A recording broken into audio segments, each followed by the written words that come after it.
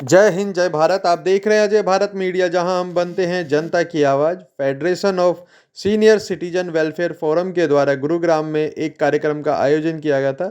निजी कार्यक्रम में आपको बताना चाहेंगे कि इसमें 500 से अधिक वृद्धजनों ने भाग लिया था और साथ ही मुख्य अतिथि रहे बिजली मंत्री रणजीत चौटाला। उन्होंने आकर के कहा कि वृद्धजनों का सम्मान हम सभी को करना चाहिए, क्योंकि इन्हीं के बताए पद चिन्हों पर आगे चल करके देश तरक्की कर सकता है। सेवानिवृत्त आईएएस टी के शर्मा ने कहा कि हम हर साल यह कार्यक्रम आयोजित करते हैं। इसमें कर्नल आर के शर्मा ने कहा कि इस कार्यक्रम के अंदर आकर के वृद्धजन अपनी उम्र को भूल जाते हैं और अपनी जवानी के दिनों को याद करके खूब प्रसन्न होते हैं। और इसके साथ ही आप देख सकते हैं खबर में यहाँ पर आए हुए वृद्धजन कितना एंजॉय कर रहे हैं, और साथ ही उन्होंने बताया कि इस कार्यक्रम में आकर के वह यह भी सीख देते कि आज के युवा वर्ग को किस तरह से उनके पद चिन्हों पर चलना चाहिए और किस तरह से वह तरक्की कर सकते हैं। देखिए इस खबर को। धन्यवाद। जय हिंद, जय भारत। आपके रहते हुए हरियाणा, संपूर्ण हरियाणा में कितने ही बिजली के तारों के खंभ। आपका स्वागत करते हैं। स्वागत के लिए सबसे पहले नियामत साहब को बुला रहे हैं।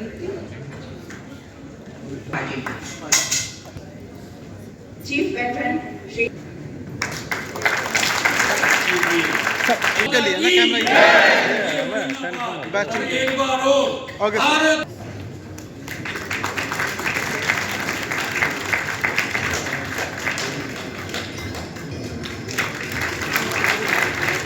दिनेश गोयल और श्री नवीन गोयल जी, कैबिनेट के फाउंडर संतुले राम सर्वे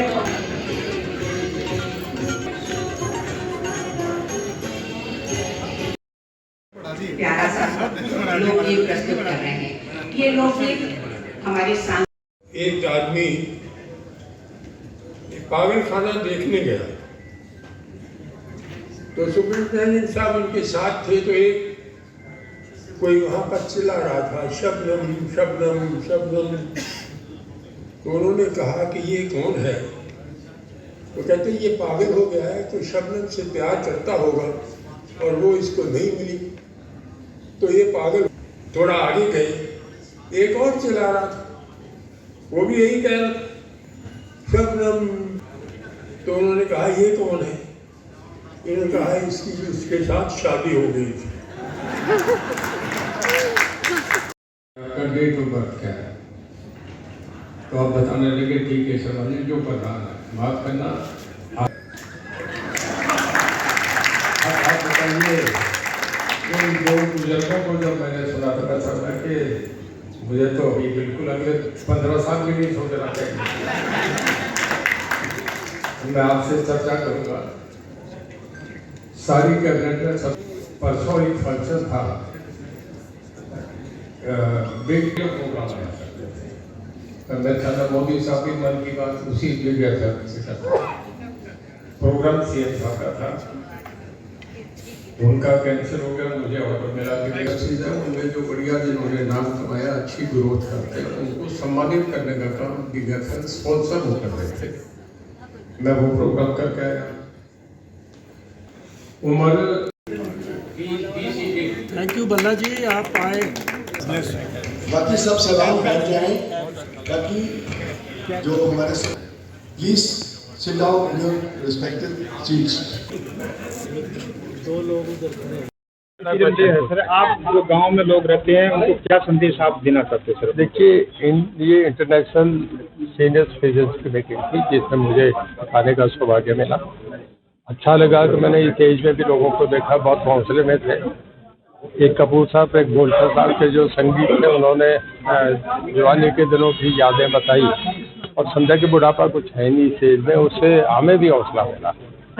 मैं चाहूँगा कि जैसे मोदी साहब कहते हैं कि भारत में जवान बच्चों की ज़्यादा संख्या है, पूरी दुनिया में इतने कहीं नहीं है। हमारे देश में बुढ़ापा कम है, लोग मजबूत हैं। सदा से स्वामी दयानंद, स्वामी विवेकानंद गुरुकुल की संस्थाओं में रहे हैं, तो बड़े पौष्टिक और हर तरीके से मजबूत रहे। इरादे बड़े मजबूत हैं, हौसले के हैं, और ऋषियों मुनियों का देश है, तो लोगों में प्रकृति की भी पूरी कृपा है कि अच्छे तरीके से तंदुरुस्त जिंदगी जी जाए। सर आप जाने अनजाने में बड़े आदमी जेल में चले जाते हैं, तो उसके लिए आप खास क्या करें क्योंकि आप जेल मंत्री हो? देखिए हम उनके लिए बहुत कुछ कर रहे हैं, जितनी बेस्ट पॉसिबल एक जो जेल का जो जेल मैनुअल होता है उसमें जितने भी प्रोविजन हम चाह रहे हैं कि उन्हें हर फैसिलिटी दी जाए। सर वर्दों के लिए हेल्पलाइन नंबर क्यों नहीं प्रोवाइड किया जाता? सर एक सरकार हेल्पलाइन है सेंट्रल गवर्नमेंट का, सब जगह ये है, बाकी कहीं अगर जरूरत है तो आपके सुझाव का स्वागत है। धन्यवाद। मेरा नाम कर्नल आर.के. शर्मा है और मैं federation of senior citizen welfare forum का सेक्रेटरी हूँ। सर आज का जो प्रोग्राम किया है आपने, उसके बारे में हमें पूरा डिटेल से बताइए, पूरे देशवासियों को बताइए क्यों ये बना। ये जो प्रोग्राम है यूएनओ की तरफ से डेजिग्नेटेड एक दिन है 1 अक्टूबर, जो कि हर साल पूरी दुनिया में मनाया जाता है। इसका नाम है international day of older persons. हम भी इस दिन को हर साल मनाते हैं और कोशिश करते हैं कि मैक्सिमम जो हमारे सीनियर सिटीजन हैं गुड़गांव के, उनको यहाँ पे इकट्ठा किया जाए, उनका एंटरटेनमेंट किया जाए, उनको कुछ ज़रूरी बातें बताई जाए और जो भी उनकी तकलीफ़ें हैं, जो भी हमारे वीआईपी आते हैं, जो हमारे चीफ गेस्ट आते हैं, वो समस्याएं उनके सामने रखी जाए। कर्नल शर्मा साहब, एक बहुत बड़ी बात, आप इतने सीनियर सिटीजन को जोड़ते हो, उनकी देख रेख भी करते हो, और आपने ये क्या दिमाग से बनाई है और इसको क्यों न गाँव में दिखाया? ये हमारी इच्छा है कि हम ये जो संस्थाएं हैं हमारे गुड़गांव में तो बहुत सारी हैं, हर एक सेक्टर में है, हर एक कॉलोनी में, हर एक सोसाइटी में सीनियर सिटीजन वेलफेयर फोरम्स और एसोसिएशन हैं, लेकिन गांव तक अभी ये चीज़ नहीं पहुंची है, जो कि हमारा ये ध्येय है कि आने वाले समय में हम इसको आगे तक पहुंचाएंगे और गांव तक लेके जाएंगे। सर पूरे भारतवासियों को आज के दिन जो वृद्ध हैं पूरे भारत में, उनको क्या संदेश हमारे चैनल के माध्यम से देना चाहते, तो ताकि वो भी ऐसे ही खुशी जाहिर करे जैसे आज यहाँ खुशी का माहौल है, वही माहौल पूरे देश में वर्धों के लिए। हम ये सबको अपनी तरफ से संदेश देना चाहते हैं कि उम्र कोई एक नंबर है, कोई 70 का है, कोई 80 का है, कोई 90 का है, और आपको ये जान के खुशी होगी कि आज के इस प्रोग्राम में 97 ईयर्स के एक बुजुर्ग हमारे साथ हैं, 92 के हमारे साथ हैं, 91 के हमारे साथ हैं और उससे नीचे तो बहुत सारे हैं। और ये हम कहना चाहेंगे कि अपने आप को स्वस्थ रखें, व्यस्त रखें और हमेशा खुश रहें। ये लंबी उम्र का एक सबसे बड़ा एक तरीका है, और जो परमात्मा ने जितना जीवन दिया है उसको खुशहाल तरीके से हंसी खुशी से बिताएं। सर देश में वृद्धाश्रम को खत्म करने के लिए भी क्या आप उसका प्रयत्न कर रहे हैं? वृद्धाश्रम खत्म होने का अभी मुझे कुछ लगता है इसलिए नहीं है क्योंकि जब हमारी पीढ़ी थी तो परिवार इकट्ठे थे। ऐसा ऐसा पिछले 20-30 साल में परिवार अभी अलग रहने लग गए हैं। कईयों के बच्चे फॉरेन में चले गए, कईयों के बच्चे दूसरे शहरों में रहते हैं, बुजुर्ग अकेले रह गए, और कईयों के बच्चे ऐसे हैं कि जो देखभाल नहीं करते उनकी जो करनी चाहिए। तो अभी हमारे देश में एक जगह पर नहीं, कई जगह पर वृद्ध आश्रम हैं। उसकी भी 2 टाइप हैं। एक वृद्ध आश्रम जो कि मजबूरी में कोई बुजुर्ग जाके रहता है, और आजकल हिंदुस्तान में बहुत सारी जगह पे इतने अच्छे बन गए हैं कि अपने जेब से लोग पैसे देते हैं, कहीं पर 20,000 महीने का, कहीं पर 30,000, कहीं 50। हम आपका स्वागत करते हैं। सबसे पहले आपका नाम जानना चाहूँगा। नमस्कार, मेरा नाम टी.के. शर्मा है और मैं sector 15 part 2 premier urban society में रहता हूँ। सर आप फेडरेशन के अध्यक्ष हैं, सीनियर सिटीजन वेलफेयर फॉर्म्स के अध्यक्ष हैं, और मैं देखता हूं कि आपने इसमें काफ़ी बदलाव किया है, क्योंकि एक बुजुर्ग 80 साल का आदमी जब स्टेज पर खुशी का गाना गाता है तो कितनी बड़ी खुशी की बात है। आज के बारे में आप क्या कहना चाहेंगे आज का प्रोग्राम? देखिए, जो 1 अक्टूबर है इसको अंतर्राष्ट्रीय वृद्धजन दिवस के रूप में मनाया जाता है, और यूएनओ द्वारा ये 1 अक्टूबर को नामित किया है कि ये वृद्धजनों को समर्पित होना चाहिए। इसका मेन उद्देश्य है कि जो वृद्धजन हैं उनका जो कंट्रीब्यूशन रहा है उसको सेलिब्रेट करना, उसको एक मान्यता देना, उनके अनुभव को साझा करना। दूसरा इसका कंट्रीब्यूशन ये है आज के दिन का कि हम जो भी हमारे सरकार है पॉलिसी बननी है, ऐसा पॉलिसी फ्रेमवर्क बनना है, तो उसके लिए उचित संसाधन भी सरकार जुटाए। तो हमने देखा है आपने बुजुर्गों को बहुत से हॉस्पिटलों के साथ अटैचमेंट किया है, उनको कार्ड दिलाया है, सस्ते में उनको इलाज करा है, और भी आप तो काफ़ी सुविधाएं बुजुर्गों को दे रहे हो। मगर मैं बात करूं जो बुजुर्ग गांव में रहते हैं अभी भी पीड़ित हैं, उनके लिए आप क्या देखिए, हमारी कुछ मांगे हैं, डिमांड्स हैं, जो हम हमारे भाई जो गांव में रहते हैं उनके लिए हम राजनीतिक हलकों में वो चर्चा करवाना चाहते हैं उन मुद्दों पर। देखिए, जब भी ये बढ़ती उम्र है, ये अपने साथ कुछ स्वास्थ्य से संबंधित प्रॉब्लम्स लेकर के आती है, चाहे वो कम सुनना हो, चाहे वो कम दिखना हो, चाहे मेंटल इश्यूज हों, मनोवैज्ञानिक। तो इन इश्यूज को लेकर के हमारा एक सजगता हम इन इश्यूज के प्रति दिखाते हैं। अब हरियाणा सरकार ने वृद्ध सम्मान पेंशन शुरू कर रखी, योजना शुरू कर रखी है। हम सरकार से यही पिछली बार भी यही अपील की थी और अब की बार भी यही अपील करेंगे कि जितने भी ये वृद्ध सम्मान से पेंशन प्राप्त कर रहे हैं या जो विडो हैं या जो हैंडीकैप्ड पर्सन्स हैं, उन सबको किसी न किसी तरह से हेल्थ इंश्योरेंस में लेके आया जाए, ताकि वो अपनी बीमारियों का इलाज करवा सकें और उस पर आर्थिक बोझ उसके परिवार पर उसका ना पड़े। तो एक तो ये हमारी मुख्य मांग रहती है। हम पिछले गत वर्षों से हर एक प्लेटफॉर्म पे ये बात उठाते हैं।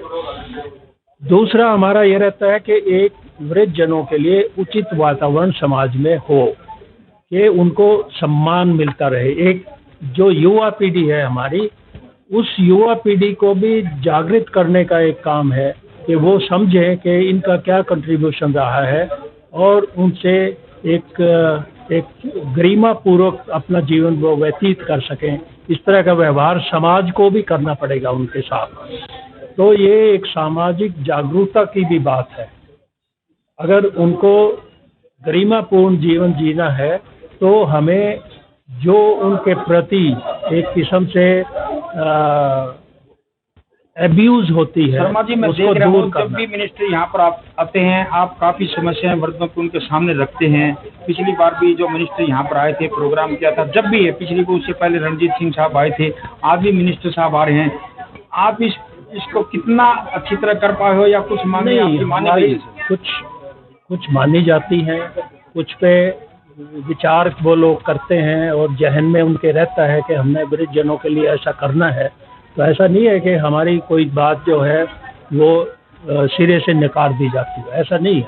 अभी यहाँ पे जो हमारी एक डिमांड थी कि वृद्ध जनों का एक और जगह बननी चाहिए, तो सेक्टर 43 में अभी उसके टेंडर होने हैं और वो जगह जो है वृद्ध जनों के क्लब के रूप में वहाँ तैयार हो जाएगा। एक तो ये है। दूसरा, हेल्थ इश्यूज पे हम बात करते हैं हर उसमें वेल्थ और टॉक, ये हेल्थ टॉक पे बात करते रहते हैं बुजुर्गों के साथ। फिर एक ये प्लेटफॉर्म देता है उनको अपने अनुभव साझा करने के, अपनी तकलीफ़ें साझा करने का एक प्लेटफॉर्म है। तो उसी से उनकी काफ़ी सारी समस्याएं, मनोवैज्ञानिक समस्याएं दूर होती हैं। सर धन्यवाद। तो इन इश्यूज को लेकर के हमारा एक सजगता हम इन इश्यूज के प्रति दिखाते हैं।